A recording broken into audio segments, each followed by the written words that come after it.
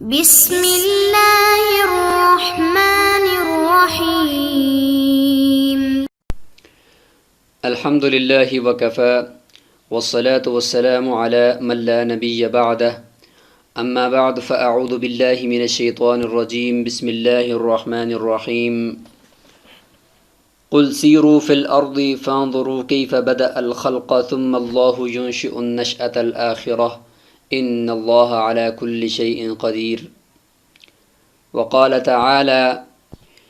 ان فی خلق السماوات والارض واختلاف اللیل والنہار لآیات لأولی الالباب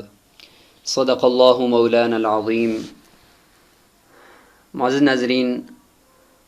امید ہے کہ آپ سب خیر و عافیت سے ہوں گے۔ اللہ تعالیٰ آپ سب کو اپنے حفظ و امان میں رکھے۔ ناظرین، آج ہم جغرافیہ کو شروع کرنے جا رہے ہیں۔ فن جغرافیہ اور اس کی اہمیت، اس کی ضرورت اور اس کا مقام یہ کیا ہے، تو اس کی اہمیت اور ضرورت کی طرف جانے سے پہلے ہم نے مناسب سمجھا کہ جغرافیہ کی جو تعریف ہے وہ ہو جائے،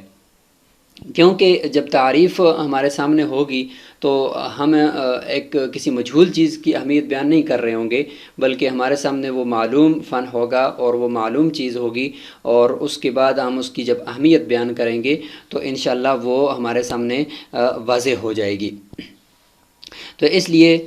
پہلے تو ہم یہ مناسب سمجھتے ہیں کہ اس کے مقدمہ کے اندر جغرافیہ کی تعریف کریں، اور پھر اس کے بعد جغرافیہ سے متعلق جو کتاب ہم ان لیکچرز کے اندر ہم نے ترتیب دی ہے اور اس کے لیکچرز ہم بنائیں گے تو اس کتاب کا بھی تعارف ہو جائے، اور پھر اس کے بعد اہمیت سے متعلق کچھ اسباق انشاءاللہ ہوں گے۔ تو آئیے چلتے ہیں، سب سے پہلے ہم جغرافیہ کی تعریف کرتے ہیں اور کتاب کا تعارف کرتے ہیں، اور اس کے بعد انشاءاللہ آگے بڑھتے ہیں۔ تو ناظرین، لغوی تعریف اگر ہم کریں تو یہ جو جغرافیہ ہے، جغرافیہ یہ عربی لفظ بنا ہے، لیکن یہ مرکب ہے اور یہ معرب ہے ایک یونانی زبان کے ایک مرکب لفظ سے، جو ہے جیوگرافی۔ جیوگرافی یہ یونانی زبان کا لفظ ہے۔ تو جیو کا معنی ہوتا ہے زمین، اور گرافی کے دو مفہوم ذکر کیے جاتے ہیں، ایک ہوتا ہے مطالعہ کرنا اور دوسرا ہوتا ہے تحریر کرنا۔ تو اب اگر ہم مطالعہ کرنا اگر ہم لے لیں گرافی کا معنی، تو پھر جغرافیہ کا معنی ہوگا کہ زمین اور اس کے ماحول کا مطالعہ کرنا، اور زمین کے اوپر جتنی بھی موجود چیزیں ہیں ان کا مطالعہ کرنا، ان کی تحقیق کرنا۔ اور اگر تحریر ہو تو اس کا معنی ہوتا ہے کہ زمین اور اس کے اوپر موجود چیزوں کی تشریح اور ان کی تحریر، ان کو تحریر کرنا۔ تو دونوں صورتوں میں ہم اس کو اگر اس کی تعریف کریں تو اس کا مطلب بنتا ہے علم یعرف به احوال السطح الارض، یعنی ایسا علم ہے کہ جس کے ذریعے سے زمین کی سطح کے ان کے جو احوال ہیں، زمین کی سطح پر موجود تمام چیزوں کے احوال کا جائزہ لیا جائے، ان کے احوال معلوم کیے جائیں جس فن کے اندر، تو اس فن کو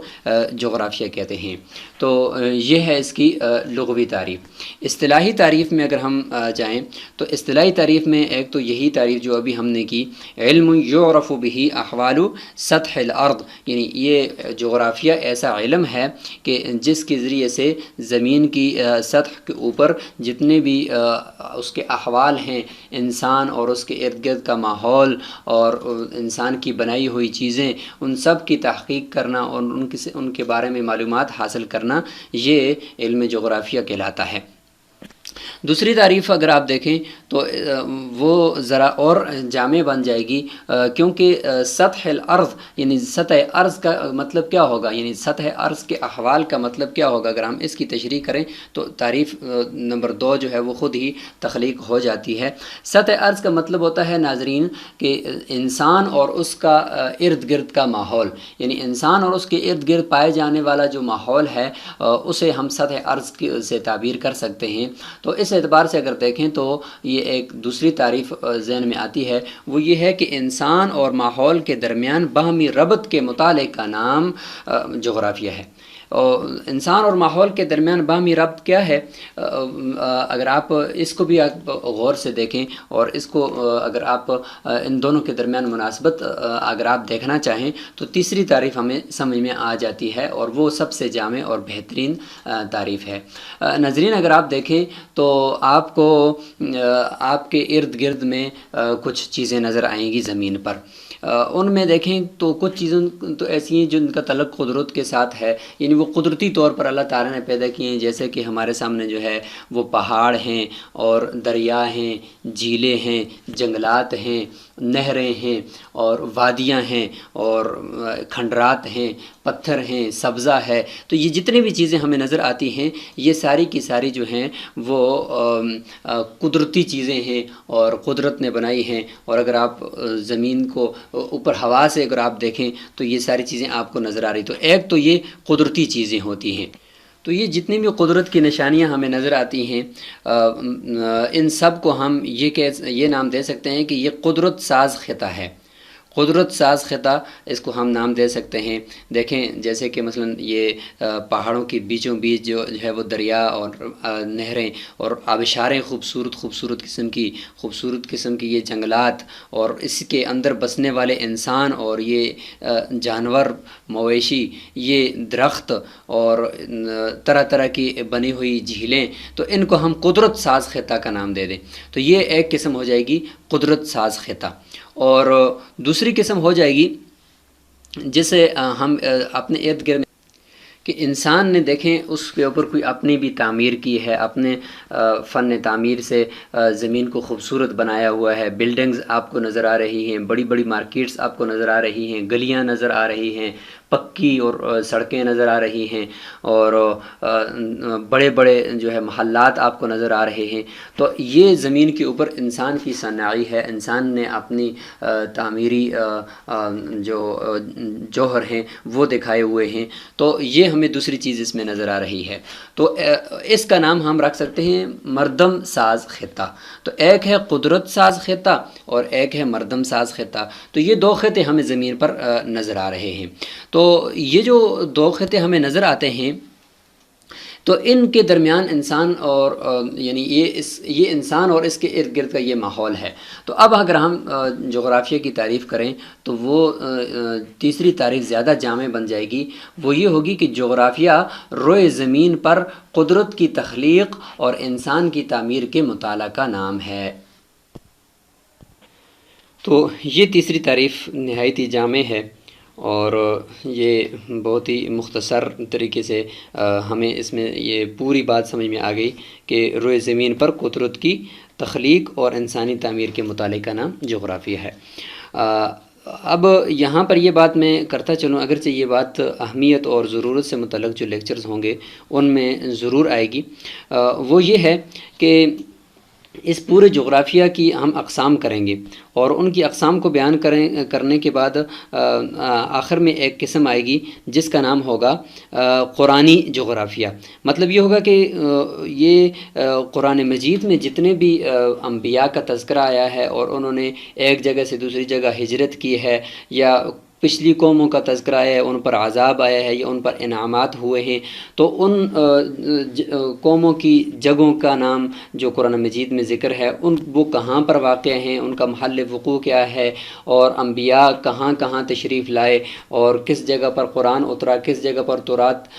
دی گئی، کس جگہ پر جو ہے وہ زبور دی گئی، کس جگہ پر انجیل حضرت عیسیٰ علیہ السلام کو دی گئی۔ تو یہ ساری چیزیں اور قرآن مجید کے جتنے بھی مقامات اس میں اس کا تذکرہ ہے ان کا ذکر کرنا اور ان کو دیکھنا، ان سے متعلق معلومات حاصل کرنا، یہ ہمارا قرآنی جغرافیہ سے وابستہ یہ فن جغرافیہ کی ایک قسم ہوگی۔ تو ہمارا زیادہ فوکس جو ہے وہ پھر جا کر اسی پہ ہوگا، اور اس کے ذریعے سے چونکہ ہمیں اس کے فوائد بہت زیادہ ہوں گے اور اس کی وجہ سے ہم جو ہے قرآن مجید کو سمجھنے کے قابل ہو جائیں گے، اور قرآن مجید کے ساتھ ہمارا شغف اور شوق بڑھ جائے گا اور وہ تمام آیات ہمیں سمجھ میں آنا شروع ہو جائیں گی۔ تو ہمارا زیادہ جو فوکس ہوگا پھر وہ قرآنی جغرافیہ پہ ہوگا۔ تو اس لیے یہ اس کی تمہید اور اس کی ابتدا اور اس کو سمجھنے کے لیے جو بنیاد ہے وہ ہے پھر طبی جغرافیہ، یعنی یہ جو قدرت میں جو بنائے ہوئے خطے ہیں، پہاڑ ہیں، دریا ہیں، اور اس میں جتنی بھی چیزیں ان کو پھر سمجھنا ضروری ہے۔ پھر ممالک کی جو تقسیم ہے اس کو سمجھنا ضروری ہوگا۔ تو یہ ساری چیزیں انشاءاللہ اہمیت اور ضرورت کے اندر، اور خاص طور پہ جو اقسام آئیں گی جغرافیہ کی، اس میں ہم اس کو تفصیل کے ساتھ انشاءاللہ بیان کریں گے۔ تو اب آخر میں ہم یہاں پر یہ آپ کو بتاتے چلیں کہ جو کتاب ہم ان لیکچرز کے اندر پڑھائیں گے، تو اس کتاب کا یہ آپ کو جو آئیکن ہے یہ نظر آ رہا ہوگا۔ تو یہ کتاب کی تصویر ہے اور اس کا نام ہے کتاب الجغرافیہ۔ تو یہ بہت ہی مفید کتاب ہے، نہایت ہی مفید کتاب ہے اس حوالے سے کہ اس کتاب کے اندر پورا ایک نصاب جمع کر دیا گیا ہے جغرافیہ سے متعلق۔ کہیں پہ بھی آپ اس کی ٹیچنگ کرا سکتے ہیں، مدارس میں اس کو پڑھا سکتے ہیں، اسکول اور کالجز کے اسٹوڈنٹ کو آپ خود پڑھا سکتے ہیں، اور پروجیکٹر کی مدد سے۔ کچھ بھی نہ ہو تو اس کتاب کی یہ خاصیت ہے کہ اس کتاب کے اندر ہی موضوع کی مناسبت سے، جغرافیہ کے موضوع کی مناسبت سے تمام نقشہ جات کو کیٹیگری کر کے جمع کر دیا گیا ہے۔ آپ اس میں دیکھ کر ساتھ ساتھ تصویروں کے ساتھ تحریر کو تطبیق دے کر آپ اپنے اسٹوڈنٹ کو پڑھا سکتے ہیں۔ تو یہ کتاب اس حوالے سے بہت مفید ہے، تو اس لیے ہم نے اسی کتاب کا انتخاب کیا ہے۔ یہ مفتی ابولبابا شاہ منصور صاحب حفظہ اللہ کی کتاب ہے، تو انشاءاللہ ہم اسی سے ہی لیکچرز بنائیں گے، اور ساتھ ساتھ ہم آپ کو پوری دنیا کا گھر بیٹھے ہی تعارف کروائیں گے کہ کس طریقے سے اللہ تعالیٰ نے یہ قدرت کو بنایا ہے، اور یعنی قدرتی اشیاء کو بنایا ہے، ان پہاڑوں کو بنایا ہے، ان درختوں کو بنایا ہے، اور اس کے ساتھ ساتھ جو ہے ہم آپ کو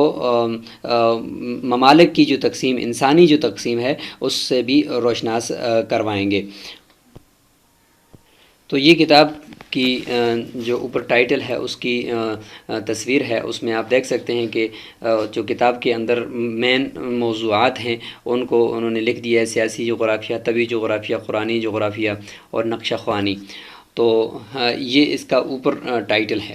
اور اسی طریقے سے یہ اس کا دوسری طرف جو ٹائٹل ہے اس پہ اس کا کتاب کا پورا مقصد اور کتاب کی جو خصوصیات ہیں وہ اس میں یہاں پہ درج ہیں۔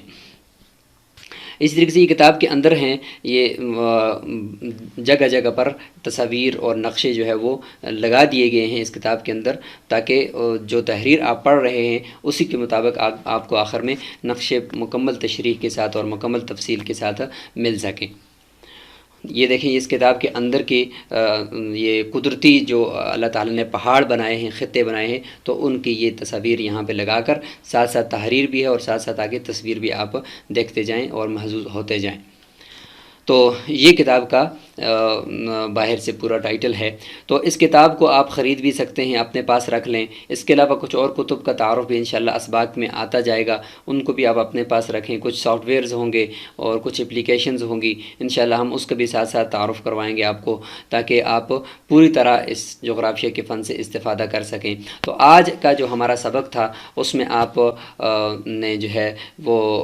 یہ چند چیزوں کو دیکھنا ہوگا اور اس کا ہوم ورک کرنا ہوگا کہ جغرافیہ کس سے بنا ہے، اور جغرافیہ کا کس چیز کا مرکب ہے، اور اس کی لغوی تعریف پھر اس اعتبار سے کیا بنے گی، پھر اس کی اصطلاحی تعریفات جو ہم نے کی ہیں ان کا کیا مطلب ہے، اور کہ وہ تعریفات کو فٹ کر کے آپ دکھائیں گے کہ بھئی کس طریقے سے یہ تعریف بنتی ہے، پھر اس کے بعد اس فن کی اہمیت کی طرف، اور آخر میں ہمارا مقصد اس فن سے یعنی بحیثیت ایک مسلمان ہونے کے ہمارا اس سے کیا، ہم اس سے فائدہ حاصل کر سکتے ہیں، تو وہ چیزیں بھی ہم دیکھیں گے۔ اللہ تعالیٰ کی قدرت کی جو نشانیاں ہیں ان سے ہم واقف ہوں گے۔ تو یہ ساری چیزیں پھر آپ آج کے سبق میں آپ اس کو ریپیٹ کر لیں، اور خاص طور پہ اس کی دونوں تعریفوں کو یاد کر لیں۔ السلام علیکم ورحمۃ اللہ وبرکاتہ۔